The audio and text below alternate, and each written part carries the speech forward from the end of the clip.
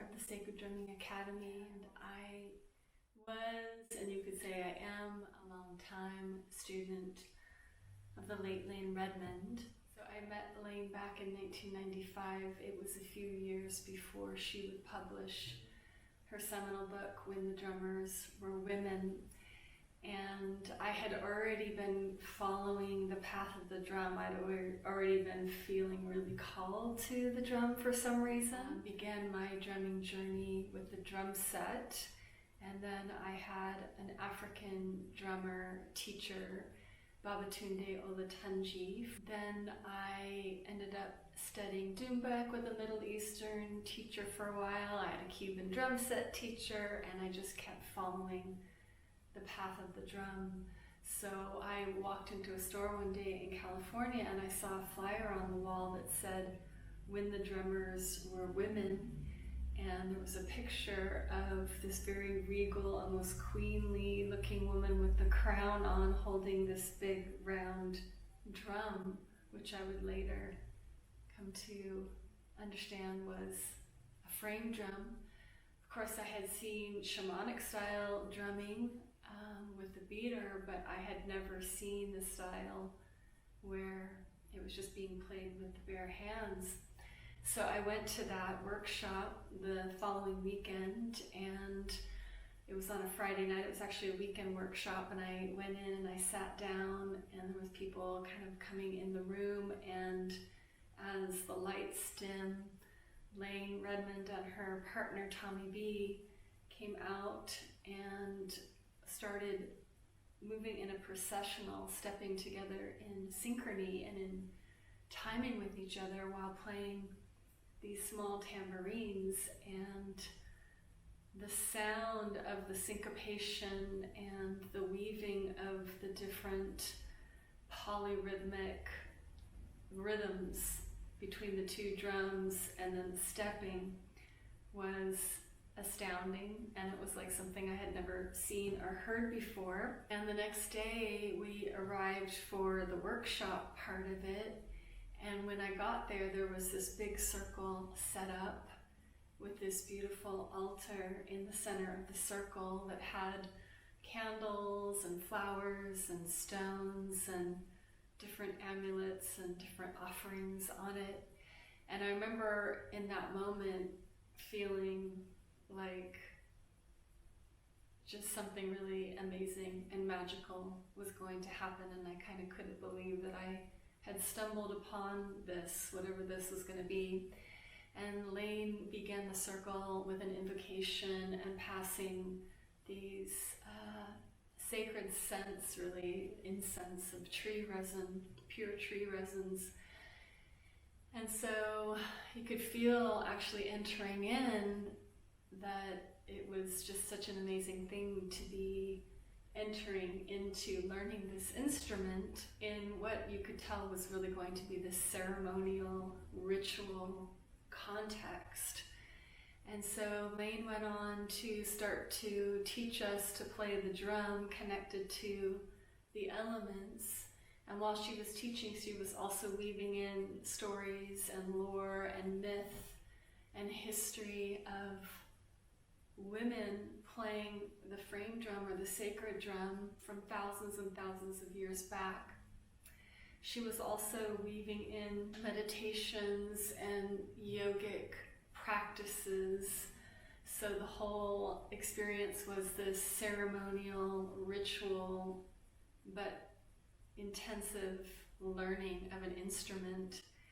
And that night she presented a slideshow, and in the slideshow she was showing images from the ancient world all over the globe of this archetype and symbol that was woman with frame drum or woman with sacred drum in really every artistic medium, from temple carvings, hieroglyphs, to clay statuary, a woman with the drum, to paintings, and on and on. I sat there completely astounded that there were so many images, and it was such a huge subject, and I had never heard of this subject that is really frame drumming, woman with frame drum, polycultural,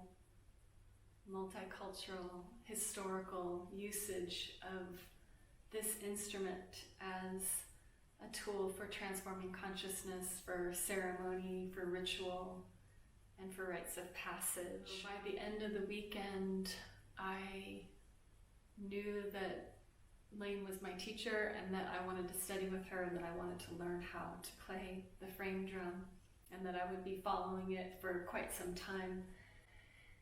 What really led me to that moment, though, was I was in a very difficult time in my life, and I had a very unusual upbringing, which was partly really amazing and partly extremely challenging.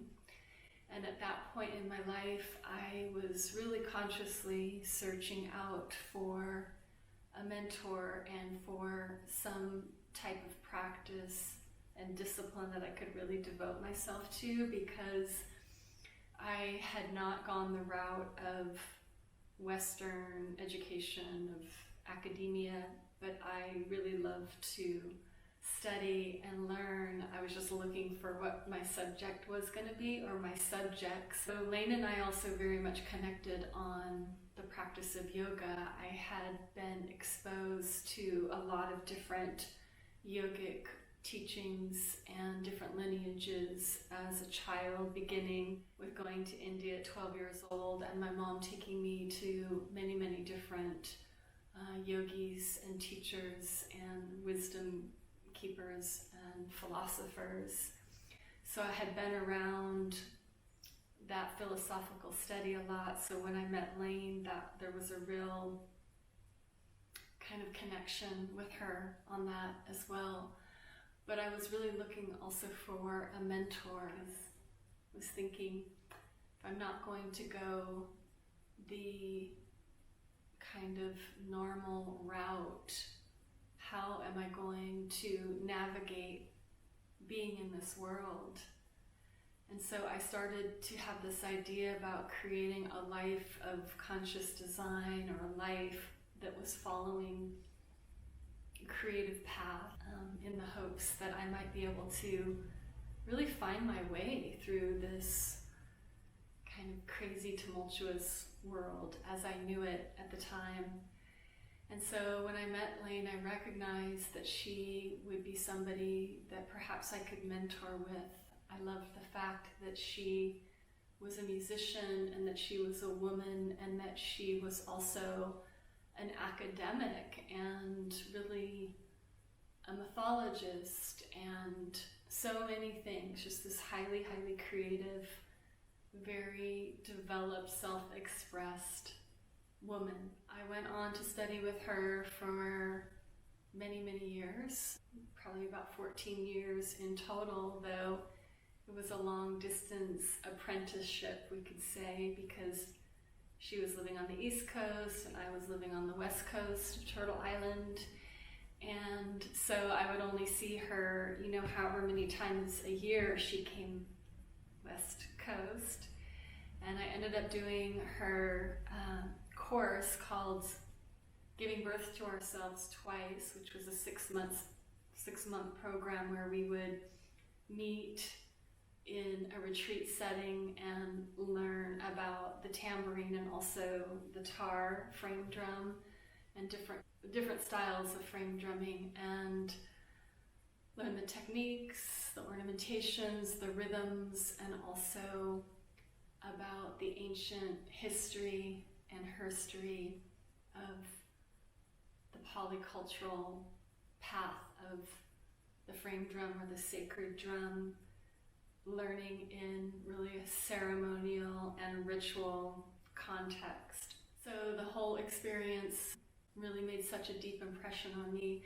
I ended up doing those two courses, but then every time Layne would come to the West Coast, I would try to attend her beginning workshops as many times as I could. And she would always just be starting these beginning workshops again because it was really new in the collective consciousness. So she didn't have a big body, a student body of a lot of intermediate or advanced drummers. So she kind of knew me as the student that would just always show up again and again at these beginning workshops. And one of the things I loved about that was to just always be coming back into the beginner's mind. But the other thing was is that she never really taught the same thing twice. She always had different slideshows, and she always was weaving in the myth, the mythos, the lore, and the herstory, the history, intuitively or whatever was arising in her own research and practice. Her trajectory of finding the drum herself and then researching the ancient imagery, going on her pilgrimage and her adventures and her journeys to find and catalog the images, the women with the drum, was also such a profound example of someone, a woman, being so courageous, and someone that I felt had a lot of grit and tenacity and followed her artistry really passionately because she wanted to bring this message to the world, really, that there was this whole forgotten part of our collective human history, our polycultural history. So after all those many different workshops, when I would go and study with Layne, I would always bring a journal and started scribing and recording her talks and taking notes and really, in a sense, studying from her own oracular expression that was coming through. I have stacks of journals at home of the handwritten notes from all the different workshops. And eventually Layne then asked me to start to assist her in her workshops, and so I would meet up with her at Esalen and places like that. We started to form a friendship, and that was one of the things about Layne that I think a lot of her students can attest to, is that she had this amazing way of not only being a really embodied teacher with rigor and discipline and also a lot of heart and a lot of generosity, she also had this amazing way of weaving in true friendships with her students, which I think was a rare experience in my past, and also something that I really valued and that I just felt so grateful for, that she could weave those different aspects of connection and relationship together in a really beautiful way. The other thing that really stands out and stood out was the way that she would hold the circle of women and also men, whoever wanted to join. Some of her workshops she would really advertise as frame drumming for women, or titled after her book, When the Drummers Were Women. But there were also men in the courses as well. But the way that she held the circle was so amazing. I think the way that she facilitated, fostered a space of connection between the participants, and those connections have been maintained over decades. And I think it's in part testament to Layne's character. And I've thought about the question a lot, like why is it important? What is it about the drum? Actually, it's so many different things, because we have this really simple instrument that is historically one of our primary instruments. And one of the things that also struck out so much to me in my own research, which I followed in Layne's footsteps of collecting images of women with the sacred drum, and always kind of being on the lookout and kind of joke, she's hiding in plain sight this archetypal symbol that is woman with frame drum or woman with sacred drum. So I find her everywhere. I'm always on the lookout. Just, it's kind of like a playful exploration. It's also sometimes some really deep, intensive research. But that following the path of the drum, one of the things that stood out was that it didn't just mean one thing, and it didn't just belong to one culture. It's much like dancing doesn't belong to one culture. It turns out drumming, and especially frame drumming, really is truly polycultural. And one of the things that I have researched is how the drum migrated, which there's a lot that we will never really know because it's been lost in the midst of time, and also given that drums degrade rather quickly from the archaeological record, there are gaps in what the path of the drum was. But we know that it was taken on trade routes and on the Silk Route, most likely, through maritime travel, through different groups of colonizing peoples bringing the drum with them. And also the drum has a story of being taken and stolen, destroyed, forbidden, forgotten. And there's so many different stories connected to the drum. And I think in the modern world, I think it holds such value and such meaning. And part of the value is in the meaning making, because for some of us, grew up in a culture that was a lot about consumerism and consumption and capitalism, and I think the drum is an antidote to some of that, because of its simplicity and because of its epic history and herstory. Of course, the herstory is another thing that really just astounded me when I first saw those images. And I was thinking back to my school days of not really connecting deeply with the subject of history. I remember having to memorize the names of like colonels or generals of different armies and different wars and things, and that just didn't have a hook for me. So I had kind of written off the whole subject, but then when I saw that there was this whole other incredible lens on history from her view, and also from his view, the purview of what was this really deeply feminine practice. When Layne would talk about the different goddesses connected to the drum, and then the different stories and the mythologies, she would talk about the priestesshoods from the Mediterranean, from the Middle East, from North Africa, that also extend into areas of Europe, Lithuania, and Wales.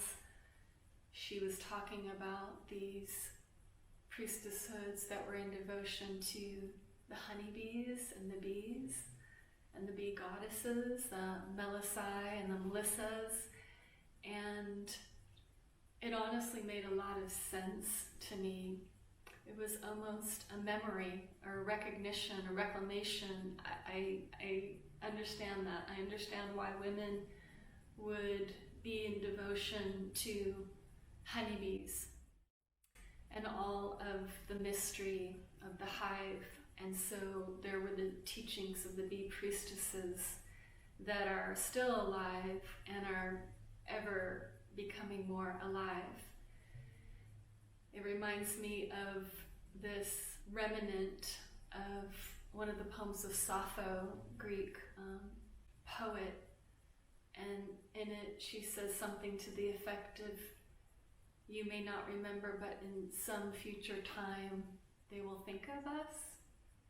I'm probably terribly paraphrasing it, but I knew when I heard that through the teaching of Layne that that was us, and that we were the ones that she was referring to. And I mean, many of us, there's a collective of remembrance of the divine feminine as part and counterpart to the balance of all life and nature, the great creatrix. And so there were just so many stories that really started to inform my worldview, and I started to really delve into, again, what is the importance?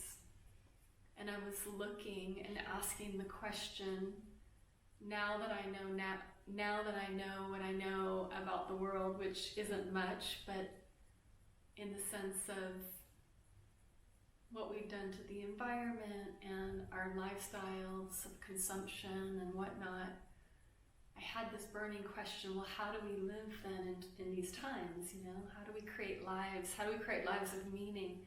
And the drum was one of many things, actually, but one that is the prominent kind of expression, inspiration for living.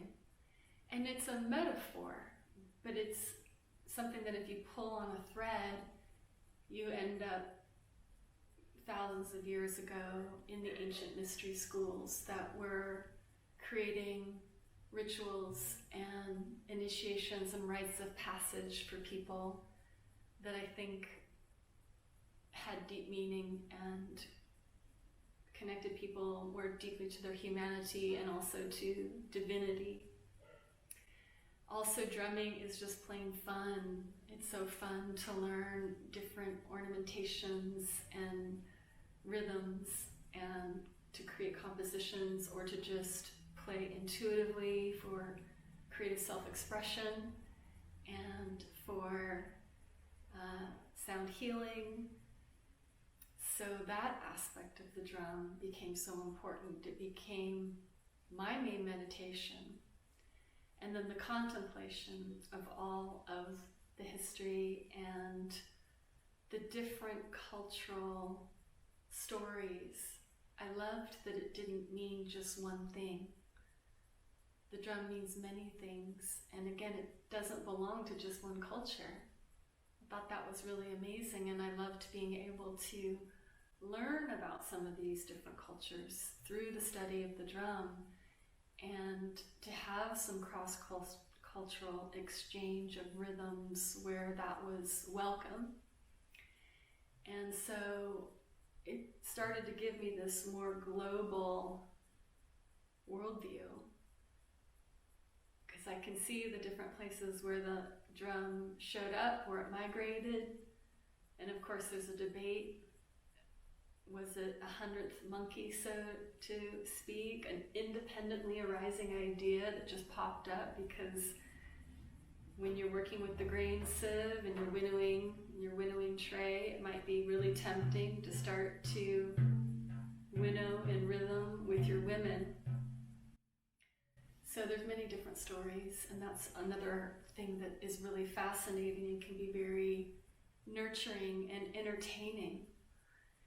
So we drum as a meditation, we drum for ceremony, and that's been another opportunity through the studies of Layne, is to learn and to also open the channel for how to be in ceremony and ritual with the drum as this form of prayer, offering, meditation, and medicine, actually. So on a personal level, Layne showed me a woman who had followed many different paths of interest and passion and learning, and the way that she forged a path that had not been walked before, and though she left a little bit of trail, I think many of us have still felt like we've had to kind of forge through without a clear path, but also seeing how she was able to follow her path with that grace and tenacity, and also the deep teaching in how she passed from this world very consciously with so much grace and love and connection and beauty. So, some of my thoughts and reflections on the late Layne Redmond. So grateful for the connections. And this seminal book, When the Drummers Were Women, it's really a code to many different aspects of our human story, history, herstory, ourstory, as I like to say. So thank you for spending this time with me. Blessed be.